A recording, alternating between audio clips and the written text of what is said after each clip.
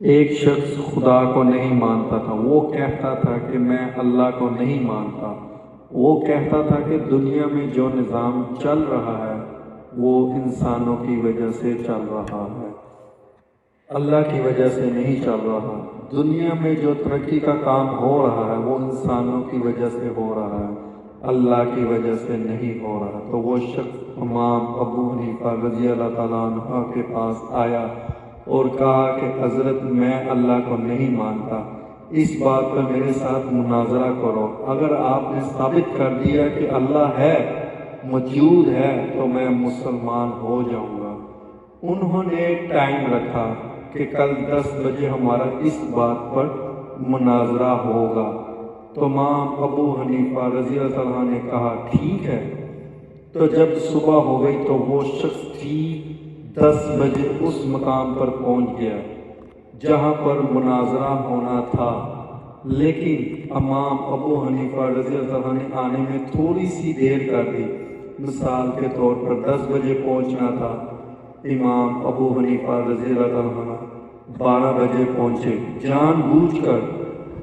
تو وہ شخص نعرے بازیاں لگانے لگا کہ دیکھو، جس کو تم نے اپنا امام بنایا ہوا ہے وہ تو میرے ڈر کے مارے بھاگ گیا ہے، ابھی تک نہیں آیا مناظرے کے لیے۔ تو تھوڑی دیر کے بعد امام ابو حنیفہ پہنچ گئے۔ تو اس شخص نے کہا کہ امام صاحب آپ اتنے لیٹ کیوں ہو گئے؟ تو امام ابو حنیفہ رضی اللہ عنہ نے کہا کہ میری بات سنو کہ جس جگہ سے میں آتا ہوں یہاں تک راستے میں ایک دریا پڑتا ہے۔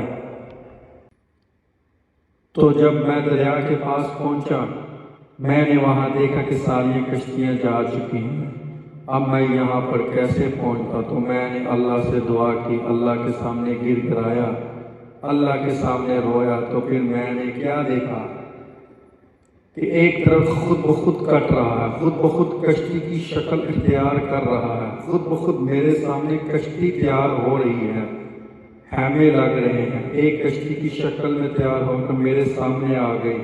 تو میں اس پر بیٹھ کر یہاں تک پہنچ گیا۔ تو وہ شخص کہنے لگا یہ ناممکن بات ہے، ایسا کبھی بھی نہیں ہو سکتا۔ ایک طرف خود بخود کٹ کے اور خود بخود کشتی کی شکل اختیار کرے اور خود بخود اس میں ہیمے لگے اور خود بخود آپ کے سامنے آ جائے، ایسا ہو ہی نہیں سکتا۔ تو امام ابو حنیفہ رضی اللہ عنہ نے فرمایا کہ جب یہ چیز نہیں ہو سکتی تو مجھے یہ بتاؤ کہ دنیا کا نظام کیا خود بخود چل پڑا؟ اس کو بھی بنانے والا کوئی ہے نا؟ تو وہ شخص بالکل لاجواب ہو گیا، چپ ہو گیا۔ تو اس شخص نے کہا کہ امام صاحب چلو میں آپ کی یہ بات مان لیتا ہوں، مجھے یہ بتاؤ کہ اللہ اس وقت کہاں پر ہے؟ تو امام ابو حنیفہ نے فرمایا ٹھیک ہے، میں اس بات کو ثابت کرتا ہوں کہ اللہ اس وقت کہاں پر ہے، میں بتاتا ہوں۔ آپ نے فرمایا کہ ایک دودھ کا کٹورا منگواؤ۔ دودھ کا کٹورا منگوایا گیا۔ تو امام صاحب نے فرمایا کہ اس دودھ کے اندر آپ کو مکھن نظر آ رہا ہے؟ مکھن؟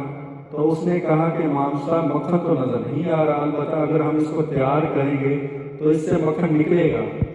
امام صاحب نے نہیں مجھے مکھن دکھاؤ، اس دودھ کے اندر مکھن ہے کہاں پر؟ تو اس شخص نے کہا کہ مکھن تو ہے ہی نہیں، لیکن جب اس کو تیار کیا جائے گا تب مکھن نکلے گا۔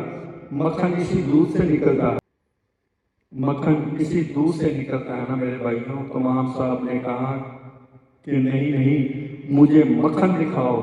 اس نے کہا مکھن تو فی الحال نظر نہیں آ رہا۔ امام صاحب نے فرمایا کہ جب تم اس مجازی چیز کو نہیں دیکھ سکتے تو اس حقیقی خدا کو کیسے دیکھ پاؤ گے؟ وہ شخص بالکل چپ ہو گیا، لاجواب ہو گیا۔ تو اس شخص نے ایک پھر سے سوال کیا، چلو آخری سوال امام صاحب، پھر اس کے بعد میں مسلمان ہو جاتا ہوں، اللہ کا رخ اس وقت کہاں پر ہے؟ تو امام صاحب نے فرمایا ایک موم بتی منگواؤ۔ موم بتی منگوائی گئی۔ آپ نے فرمایا اس کو جلاؤ۔ جب جلایا گیا تو امام صاحب نے فرمایا کہ اس کی روشنی کس طرف ہے؟ جب موم بتی کو بندہ چلاتا ہے تو چاروں طرف روشنی ہو جاتی ہے نا؟